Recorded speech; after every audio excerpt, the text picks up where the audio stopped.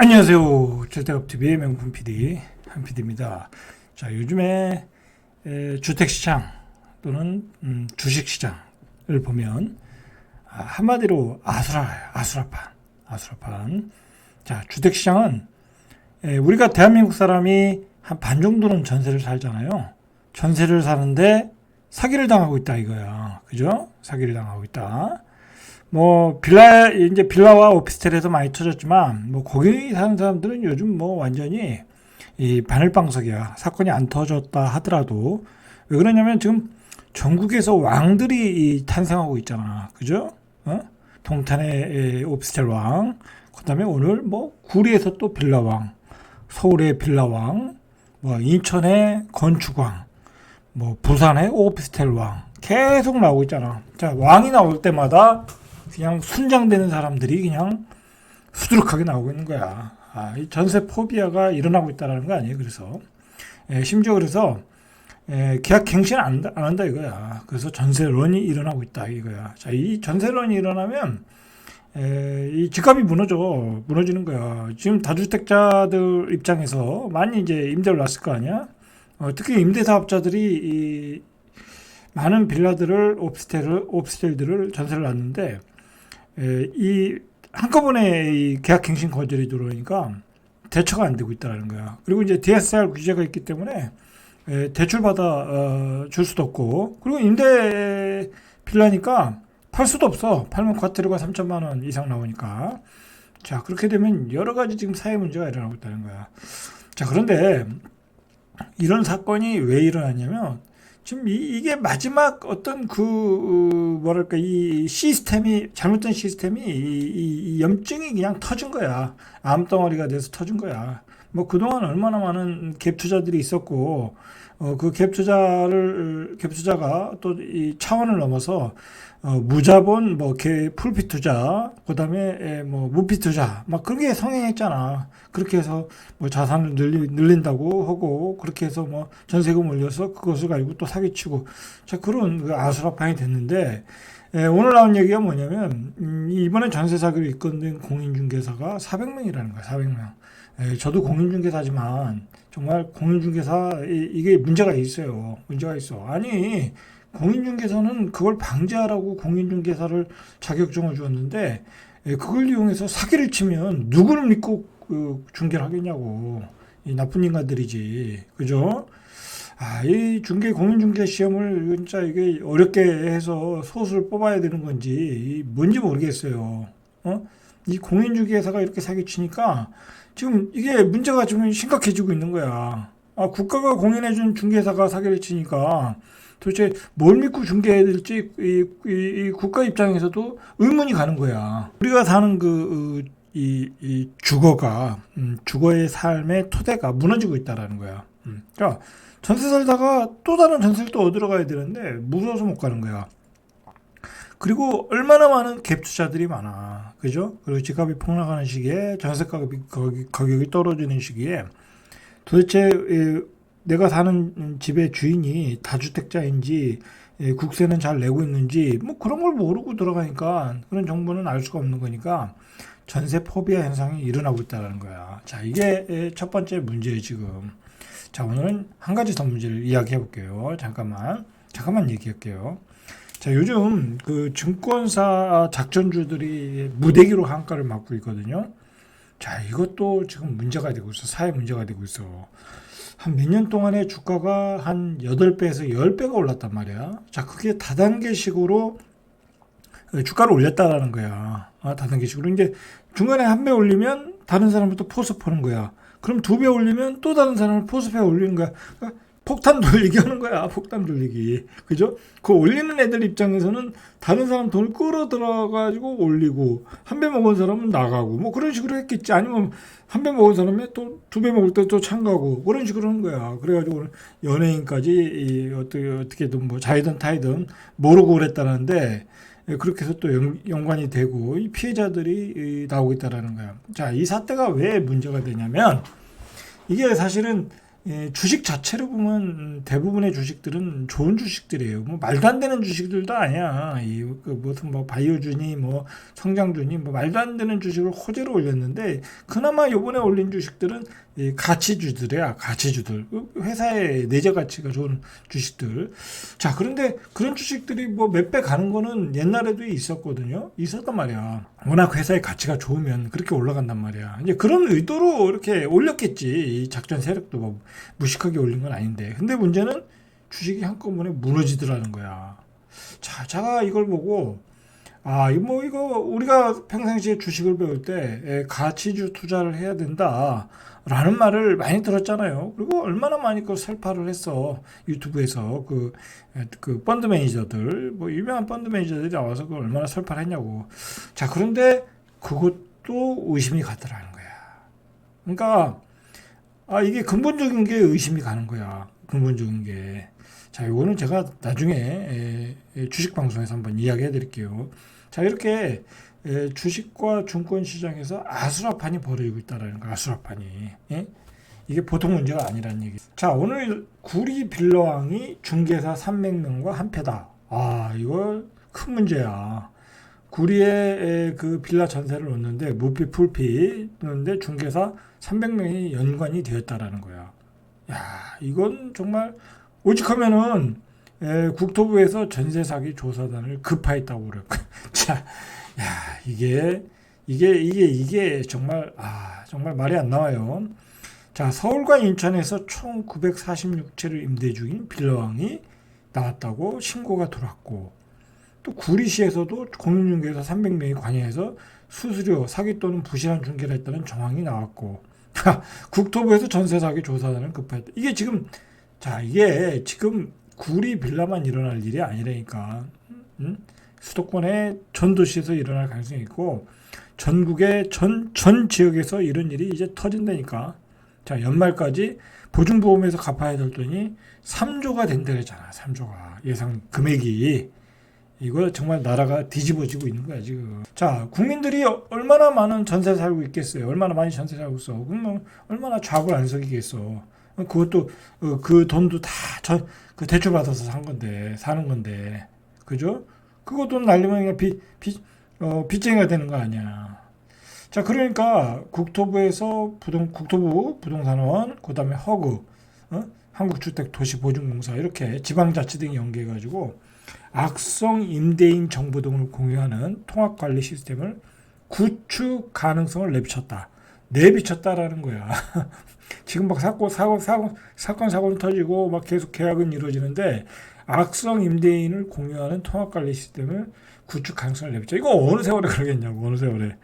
그러니까 지금 위험한 상황에 대해서 대책이 별로 없는 거야. 너무 느리게 대책을 하고 있는 거야. 그러니까 국민들은 내일 집을 나가서 계약을 해야 되는데 이 사람이 악성 임대인이 뭔지를 모르잖아. 그러니까 국민들이 알아서 지금 대응을 하고 있다라는 거야. 에? 자, 이게 문제인 거예요, 이게. 자, 이 전세 사기에 이제 분노가 일어났겠죠. 그래서 나쁜 집주인을 필터링 해야 된다. 고발해야 된다. 그래가지고 이 신상 공개 사이트가 개인적으로 만들었다는 거야. 얼마나 급했으면. 자, 국가는 가능성을 내비쳤다고 그러고 법이 통과돼야 되니까. 그죠? 개인정보를 노출하는 거니까. 근데 어떤 개인이 이걸 만든 거야. 제목이 뭐냐면 나쁜 집주인이야. 참. 이게 그러니까 이 국가의 기능이 얼마나 느리고 대책이 없는가를 우리가 알 수가 있는 거야. 자, 20을 현재 주택 1000여 채를 보유하다 전세 보증금을 돌려주지 않고 지난해 사망한 빌랑 김모 씨를 포함해서 임대인 7명의 사진, 이름, 생년월일, 주소 등 개인정보가 공개되고 있다는 거야. 나쁜 집주인이라는 인터넷 사이트에. 예? 자, 전세 사기 피해자를 당하신 분들이 모인 온라인 커뮤니티와 전세 사기 관련 기사, 전세 사기를 피하는 방법 등도 함께 게시되고 있다는 거예요. 그러니까 얼마나 많은 사람들이 이 사이트에 들어가서 정보를 보고 전세 사기를 당하지 않기 위해서 들어가서 보고 있겠죠. 그죠? 이렇게 만들고 있다는 거야. 정부의 대책이 느리다라는 걸 보여주는 예라고 볼 수 있죠. 자, 이 홈페이지는 지난해 10월에 추가 전세 피해 예방을 목적으로 개인이 만들었어. 그래가지고 운영자는 이메일로 악성 임대인에 대한 서류 등을 제보받아 검토한 뒤 해당 임대인에게 신상 공개 사실을 통보하고 그로부터 2주 뒤에 홈페이지에 정보를 게시하고 있다고 그래요. 그러니까 여러분들 전세 계약하기 전에 뭐 많은 분들이 보시는 것 같은데 꼭 들어가서 악성 임대인을 확인해 보세요. 제보를 받아서 이제 계속 이제 올리는 것 같아요. 자, 오늘 9월부터도 주택도시보증공사 안심전세 웹을 통해서 악성 임대인 명단을 확인할 수 있다고 그래요. 근데 중요한 건 지금 몇 월이에요? 4월이잖아. 지금 9월부터 가능하다는 거야. 그럼 7개월 동안 또 사기당하는 거야. 그죠? 이렇게 느리다, 대책이. 요즘 요즘 집값이 다시 반등한다 또 그런 얘기가 좀 들어갔어요. 왜냐면 하도 이 전세 시장의 어떤 역전세 현상, 그 다음에 전세 사기 사건이 이 시장을 뒤흔들다 보니까 이 전세 회피 현상이 일어나고 전세 런 현상이 일어나고 다 전세보다는 월세를 선호하게 되다 보니까 그리고 거기다 또 경기 침체가 왔잖아. 그래서 전세 가격이 급락하고 있다라는 거야. 그래서 서울의 경우에 아파트 중위 전세 가격 이게 6억이 넘었었거든요. 근데 3년 전 수준까지 내려갔다. 매매 가격이 3년 전 수준까지 내려갔는데 전세 가격도 3년 전 수준까지 내려가고 있다라는 거야. 자, 그래서 시장에서 역전세가 일어나고 있다라는 거예요. 자, 25일 KB국민은행 리브 부동산에 따르면 올해 4월 서울 아파트 중위 전세 가격이 4월 4억 9,833만 원, 한 200만 원 빠지는 한 5억 정도. 지난달에 5억 333만 원 대비 500만 원 하락했다. 계속 떨어지고 있는 거예요.